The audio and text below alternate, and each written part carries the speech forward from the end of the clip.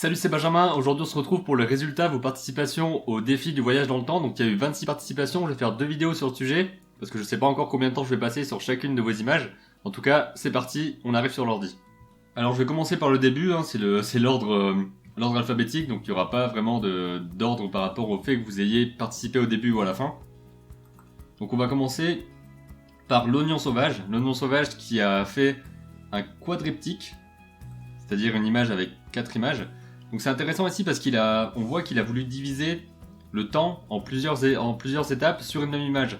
Et on voit que c'est quelque chose que vous avez fait aussi régulièrement, c'est de vouloir faire en une seule image plusieurs époques, plusieurs temps, en montrant ici apparemment un même lieu avec son évolution et le personnage qui va sauter entre les différentes époques.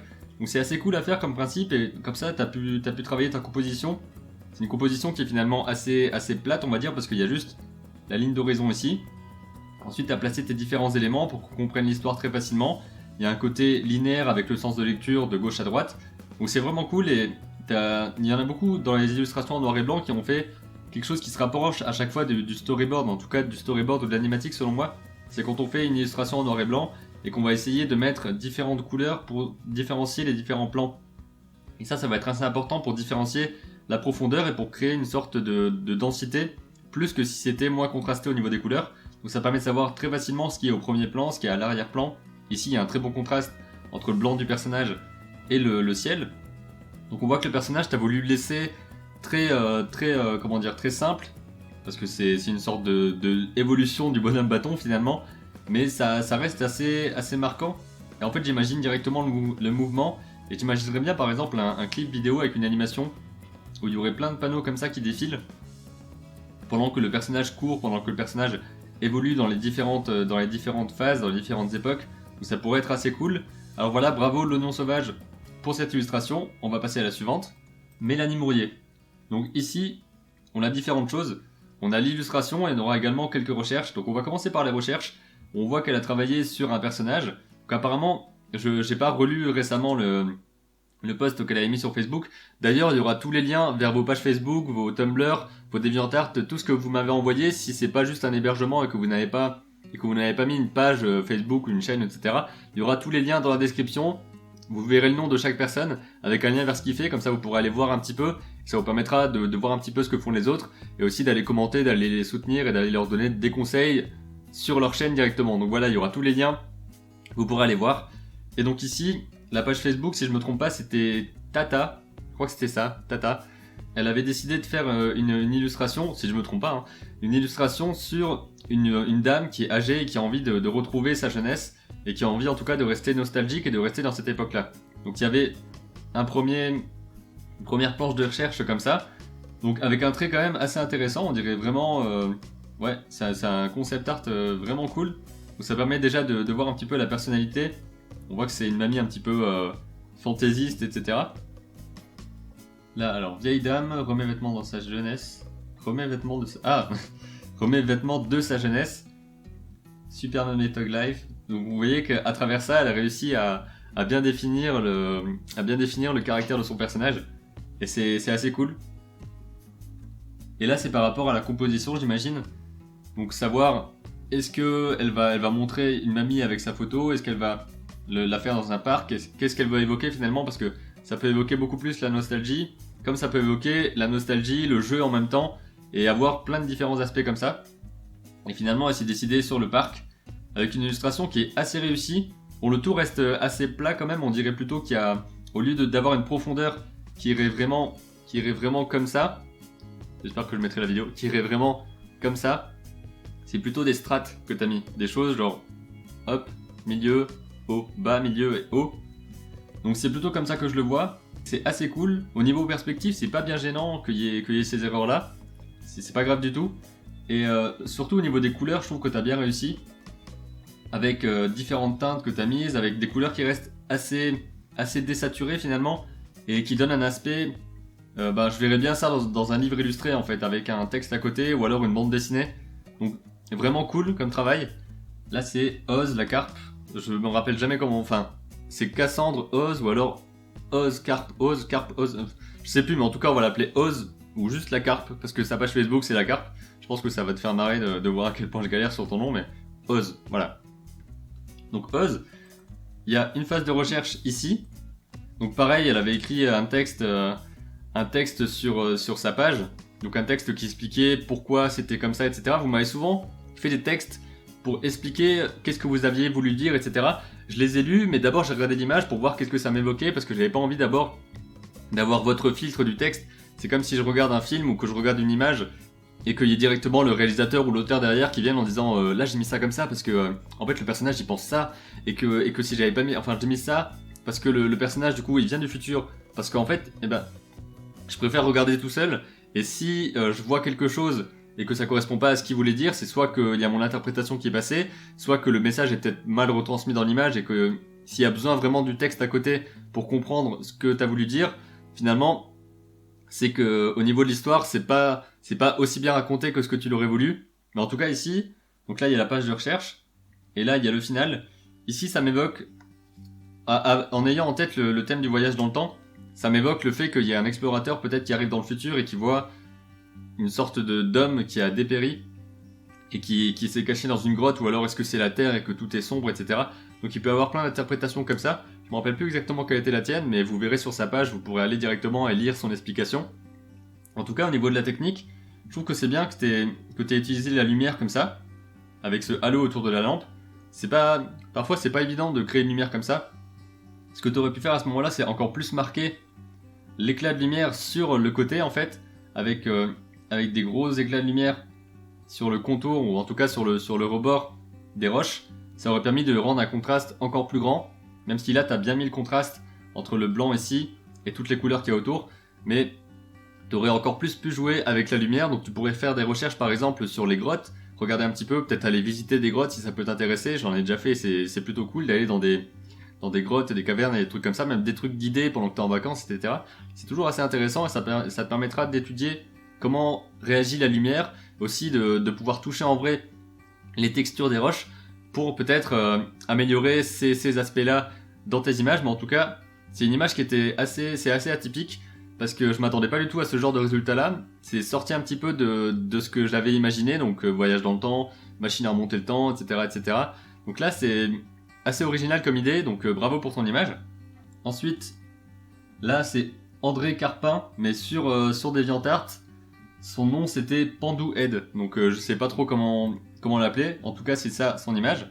Donc c'était une sorte de publicité, c'est assez marrant finalement. Ce serait une publicité du futur, toujours le côté aussi sexiste et aussi on va jouer sur les gros clichés qu'il y a dans la pub.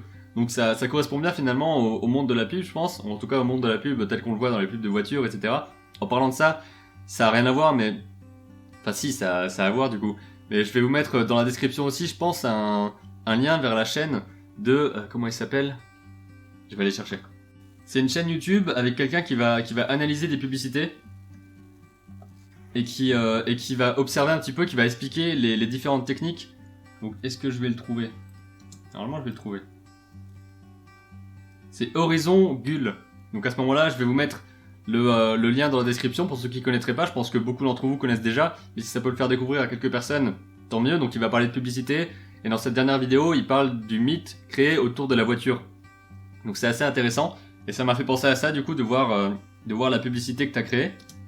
Donc c'est assez marrant, surtout que tu lui as pas mis Dieu, donc c'était ce qui était censé représenter, créer le contact avec nous. À la limite, en avoir mis, ça aurait influencé peut-être, ça aurait encore plus marqué le côté c'est un droïde mais il te regarde et tu veux absolument l'avoir parce que tu veux un droïde et que tu veux machin. Super argumentation. Et en tout cas, c'est une bonne affiche. Donc tu pourrais retravailler encore une fois, observer d'autres affiches, essayer de comprendre un petit peu comment marquer l'œil du spectateur, là, de celui qui regarde, et comment faire passer au mieux ton message. Donc à ce moment-là, tu peux analyser des publicités, et ce sera vraiment un bon moyen, je pense, pour retransmettre ça à travers des affiches, à travers des spots publicitaires, et pour pouvoir aussi jouer sur le côté parodique, comme tu le fais ici, et pour pouvoir jouer sur le côté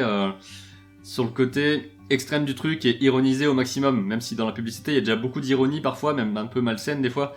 Donc voilà, tu pourras travailler là-dessus. Mais en tout cas, c'était cool. Donc pareil, il y a un lien vers le DeviantArt dans la description. Ensuite, on arrive à quelque chose d'encore plus atypique, Taruna Chan, qui a fait un GIF. Donc je m'attendais pas à ce que certains fassent des animations. et c'est plutôt cool. Donc voilà, c'est la représentation la plus simple du voyage dans le temps, avec un changement de coupe de cheveux, un changement d'époque à travers les vêtements, etc. Alors c'est une idée plutôt sympa, et voilà, s'il y en a d'autres qui veulent faire des gifs dans les prochains défis, certains m'ont demandé s'il y aurait des défis avec de l'animation. Mais à ce moment-là, ça prendrait peut-être beaucoup plus de temps, parce que je sais que Jazza faisait des défis animation, je crois, où il fallait faire 10 secondes d'animation, ou un truc du genre, je me rappelle plus. Et donc ça peut être assez intéressant, mais en même temps ce serait peut-être plus compliqué à mettre en place, donc je sais pas, pourquoi pas vous lancer des défis d'animation. Donc on verra ça, en tout cas des défis de GIF, ça pourrait être assez intéressant, pour vous forcer un petit peu à en créer et à raconter des histoires très courtes à travers un GIF. Donc merci à Tarunachan pour avoir créé ça, donc c'était plutôt cool, et c'est la seule animation que j'ai eue, donc c'était assez surprenant et assez bienvenu. Maintenant on a Bobby de Boss, je sais pas pourquoi j'ai pris cet accent, qui a fait une petite illustration, je crois qu'il y en a 2, voilà, donc là il y a ses recherches. J'aime beaucoup voir les recherches comme ça que vous avez faites, pour voir un petit peu comment vous avez crayonné les choses, comment vous avez procédé pour créer finalement pour créer votre image. Et c'est assez cool de voir vos crayonnés, de voir comment vous avez imaginé la composition, comment vous avez imaginé le personnage. Donc là on peut voir qu'il a une machine à voyager dans le temps qui est dans son dos apparemment, et j'ai toujours trouvé ça super cool, le côté... et après hop, on arrive ailleurs. Et là j'aime beaucoup, ça me rappelle des trucs, mais je sais pas trop qu'est-ce que ça me rappelle non plus. Parce qu'il y a des tas d'images qu'on a déjà vues, avec la Terre comme ça, et la vue de dessus. Par exemple, je crois que c'est dans Mario Galaxy si je me trompe pas, avec une sorte de planète comme ça, et où on peut courir dessus, et où la planète va tourner. Donc ça me fait penser un petit peu à ce genre de choses. Et sinon il y a un dinosaure ici, donc vous verrez qu'il y a beaucoup de dinosaures dans les images. Je pense que Voyage dans le temps, ça fait toujours imaginer aux gens de partir un petit peu dans la préhistoire, etc. Et de rencontrer les dinosaures et plein de bêtes comme ça qui sont plus vivantes maintenant, normalement. En tout cas, c'est assez cool de voir aussi il y a des redondances finalement dans ce que vous avez fait, mais c'est jamais interprété de la même manière. Donc c'est ça aussi qui est plutôt cool, parce que même si on a plusieurs qui ont utilisé des dinosaures, finalement, c'est jamais de la même façon, donc c'est plutôt intéressant à regarder. Merci Bobby.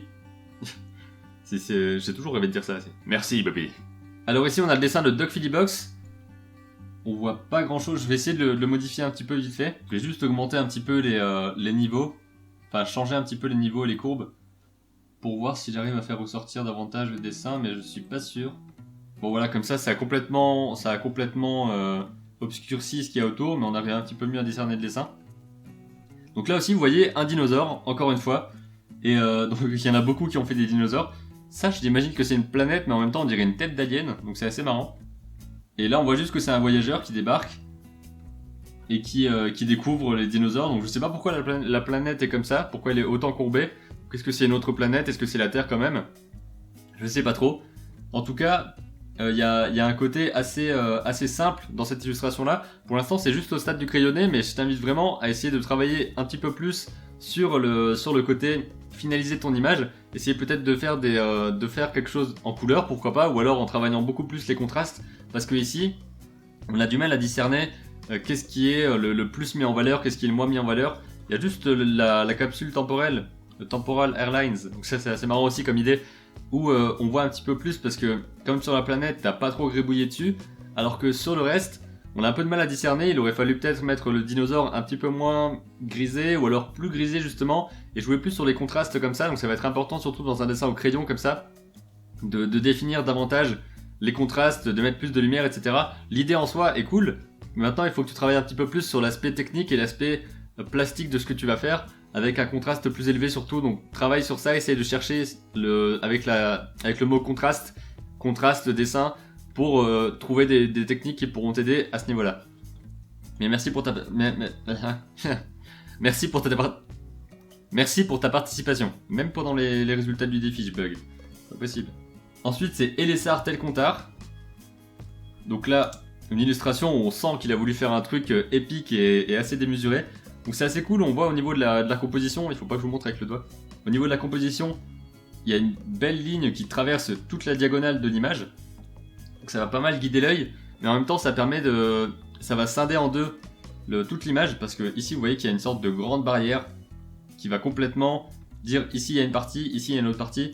Donc je sais plus s'il m'a mis une explication à côté, mais en tout cas je le vois comme un voyageur qui a voyagé il y a très longtemps, et qui essaye de détruire ce qui a détruit les dinosaures, pour pas que les dinosaures soient détruits. Donc c'est comme ça que je le vois, je pense que c'est comme ça que tu voulais dire. Donc encore une fois, il y a des dinosaures, je crois que c'est la troisième image en 3 images où il y a des dinosaures à l'intérieur. Donc il y en aura d'autres, hein, vous inquiétez pas, il y aura plein de dinos, c'est spécial dino aujourd'hui. En tout cas, au niveau de la composition, j'aime bien à quel point l'histoire va être lisible. Et sinon, au niveau du trait, il y a quelque chose d'intéressant, surtout dans les pierres. J'aime beaucoup cette forme-là, au fond. La forme des nuages est aussi particulière aussi, donc il y a un côté très spirale. L'ambition qu'il y a dans l'image est plutôt cool et plutôt intéressante. Donc pareil que pour les autres, je vais t'inviter à rechercher un petit peu plus sur la technique, à travailler plus la perspective, la mise en couleur, comment créer des lumières, comment créer du contraste et comment mettre en valeur tes éléments. Parce que là, encore une fois, il y a des choses qui sont mises en valeur alors qu'elles devraient peut-être pas. Par exemple, ça, à mon avis, ça ressort plus que le personnage. Alors que le personnage devrait, comme il est au premier plan en plus, devrait plus impacter et être visible que ton arrière-plan par exemple. Donc peut-être jouer sur les valeurs, peut-être jouer sur le fait que l'un soit plus ou moins opaque, plus ou moins transparent, etc., etc. En tout cas, il y a une belle ambition dans l'image, donc c'est plutôt cool. Ensuite, on passe à George Tsukaima. Donc lui, il a une chaîne YouTube où il fait régulièrement des tutos. Donc des tutos sur GIMP, sur Linux et sur plein de choses comme ça. Donc je vous invite, pareil, à aller voir le lien dans la description pour en savoir un peu plus sur ce qu'il fait. Donc ici, j'étais pas sûr d'avoir compris au début. Mais en fait, je lui ai demandé après en fait ce qu'il voulait dire. Au début, je croyais que c'était une capsule temporelle. Parce que ça me faisait beaucoup penser à la capsule qui tombe dans mon court-métrage Laps avec une plante qui va en sortir, etc., etc. Mais en fait, il m'a dit que c'était plutôt pour montrer les ravages de la pollution et des pesticides, etc., si j'ai bien compris. Donc ici, il y a marqué Monsanto, en fait. Monsanto avec un côté détruit. Donc c'est ceux qui répandent des produits dans les champs, etc., pour aider les plantations et aider à faire pousser les trucs. Aider, entre gros guillemets, hein, parce que c'est de la merde. Et donc voilà, il m'a dit de pas d'être intransigeant avec son travail. Donc au niveau du trait, déjà au niveau de la perspective, tu montes beaucoup trop, je pense. Il aurait fallu peut-être observer des photos, parce que l'un des problèmes, j'ai l'impression, c'est que les perspectives se suivent pas forcément. Parce que là, on a l'impression d'avoir une vue de dessus, donc vraiment d'être comme ça, au-dessus de l'image, de regarder comme ça, alors que le crâne est pas vu dans cette position-là, et ce qu'il y a ici n'est pas vu non plus comme ça, donc je pense que déjà, il aurait fallu mettre aussi une ligne d'horizon, sûrement au-dessus, laisser au moins une ligne comme ça qui fasse tout le long, avec ensuite la route qui démarre, parce que là on est un petit peu perdu, on a un petit peu du mal à savoir qu'est-ce que tu veux nous montrer en premier, etc. Pareil, il y a toujours l'idée du contraste, ici il n'y a pas vraiment de choses qui sont plus contrastées que d'autres, donc on n'arrive pas vraiment à définir une échelle de valeur par rapport à l'intensité de tes couleurs et de ton crayon, et déjà aussi à l'intensité de l'importance que tu donnes à certains éléments par rapport à d'autres. Donc c'est pour ça que j'ai eu un peu de mal à lire ton image. Je pense que ça joue surtout au niveau de la composition et au niveau du trait, où il n'y a pas assez de différence entre tes différents traits. Donc voilà, l'idée est à développer évidemment, mais je pense qu'il faut vraiment travailler au niveau du trait, au niveau de la construction finalement. Imaginez peut-être ton plan et faire peut-être un plan au départ avec les miniatures. C'est très important de faire des miniatures, ça va vous permettre de faire juste une petite miniature comme ça, un petit carré ou un petit rectangle, avec en gros les formes que vous allez utiliser. Ça va vous permettre de faire des compositions déjà plus travaillées et aussi d'en faire beaucoup d'un coup. Vous pouvez en faire 5, 6, tant que ça marche pas, vous continuez à tester différentes choses et ensuite seulement vous allez mettre en place votre image, donc placer vraiment vos éléments, les mettre en détail, etc., etc. Mais pareil que pour le personnage, ce que je vous disais l'autre fois par rapport au personnage, c'est qu'il vaut mieux d'abord avoir la globalité de la chose et ensuite travailler dans le détail, parce que si la globalité ne marche pas au départ, votre image, même si elle est beaucoup détaillée et qu'elle est très soignée et que les images sont très bien faites en elles-mêmes, si elles sont pas agencées comme il faut et si les formes ne se répondent pas correctement, ça va pas marcher, je pense. Mais en tout cas, voilà, pour l'image de George Tsukaima, vous pourrez aller voir sa chaîne, hein. Je trouve que c'est assez intéressant les tutoriels qu'il fait. Donc merci George pour ton dessin. Là c'était sa première recherche, il avait dit que c'était à partir de photos, un montage photo qu'il avait fait pour poser un petit peu ce qu'il voulait mettre, etc. Et après finalement il avait changé de point de vue. Donc c'est pour ça, j'aime bien aussi quand vous m'envoyez ce genre de recherche là, je vous l'ai déjà dit, c'est assez intéressant de voir comment est-ce que vous avez procédé. Je vais regarder où est-ce qu'on en est. Donc là on est ici, donc on en a fait 10 et il en reste 15. Bon, je sais pas combien on va en faire encore aujourd'hui, ça fait déjà 20 minutes de vidéo. Ensuite on a Guillaume Audin. Donc Guillaume il a fait un dessin assez particulier, c'est quelque chose d'assez abstrait, je me rappelle plus exactement ce qu'il voulait dire parce qu'il avait écrit pareil un texte autour, mais en le voyant, j'avais vu un petit peu, je pense que j'avais ressenti un petit peu quelque chose de particulier avec cette sorte d'obscurité qui va ronger tout ce qui se passe, avec ces flux là qui seraient comme vers un trou noir par exemple, avec des choses qui sont aspirées. Donc c'était une idée assez cool et assez osée finalement de faire un truc qui est pas aussi représentatif que ça et qui permet d'imaginer beaucoup plus de choses et d'imaginer est-ce que c'est cette partie-là qui va vers cette partie-là. Je suis tenté de dire que c'est la partie noire qui part vers la droite pour bouffer tout ce qu'il y a, parce que c'est le sens de lecture et c'est comme ça que je vais lire naturellement cette image. Par contre, j'ai juste un bémol, c'est ce truc-là. Je sais pas trop ce que c'est, ces taches noires en dessous, mais en tout cas, elles sont pas du tout dans le même style que là, parce qu'ici, on sent que tu as utilisé une brosse, etc., et que ça a plus de texture, alors que là, on dirait juste que c'est le pinceau de base, avec un petit peu d'opacité autour, et beaucoup de flou, donc ça fait un peu une tache qui a rien à voir ici, donc moi je l'aurais enlevé perso, j'aurais juste laissé ça, avec ce trait là, parce que je sais pas trop ce que ça représente ici, donc voilà, est-ce que tu pourrais m'expliquer ce que ça représente, ou alors me dire pourquoi est-ce que tu l'as mis, est-ce que c'est un choix particulier, parce que je pense vraiment que ce serait à enlever, et ton image serait beaucoup plus puissante sans ça. Ensuite on a Juliette Bénon, qui a fait une illustration sans tablette graphique, et ça c'est balèze, parce que sans tablette graphique c'est vraiment chaud pour faire des choses. Surtout des choses aussi dynamiques que ça. Donc j'imagine que tu as fait le croquis d'abord, tu me l'avais dit d'ailleurs. J'imagine que tu as fait le croquis d'abord sur papier, que ensuite tu l'as scanné et que tu l'as retravaillé sur ordinateur. Donc encore une fois, il y a des dinos. Voilà, spécial dino, je vous l'avais dit. Et c'est assez intéressant parce qu'il y a beaucoup de dynamisme, mais je pense que tu aurais pu en avoir encore plus. Parce que là, on sent qu'ils sont en train de courir, mais on sent pas spécialement d'impression de vitesse. Et ça aurait pu vraiment être bien de mettre soit des lignes de mouvement, soit le fond qui soit beaucoup plus dynamique, beaucoup plus stylisé, et d'avoir quelque chose à la manière peut-être dans les mangas ou dans les comics, quand il y a un personnage qui bouge très rapidement, quelque chose qui va vraiment être dynamique d'un coup, donc faire peut-être des traits dans ce sens-là, essayer de marquer un petit peu plus le mouvement, parce que là ça reste quand même assez statique finalement. Au niveau des textures, t'as quand même bien géré, hein, parce que t'avais pas de tablette, et c'est quand même bien cool. Je dirais juste que les contours sont peut-être pas assez, comment dire... Enfin, c'est pas vraiment des contours parce que c'est des volumes, donc il n'y a pas vraiment de ligne de contour. Mais ils sont pas assez définis, j'ai l'impression. Ils sont pas assez. On sent pas assez le volume, on sent encore trop que c'est une image plate. Et avec ce style-là, je pense que ce serait bien de faire autrement finalement. Donc là, je commence à plus avoir de batterie. Donc on va s'arrêter là pour aujourd'hui. On se retrouve demain pour la suite de la vidéo sur vos résultats. Et voilà, j'espère que ça vous a plu pour l'instant.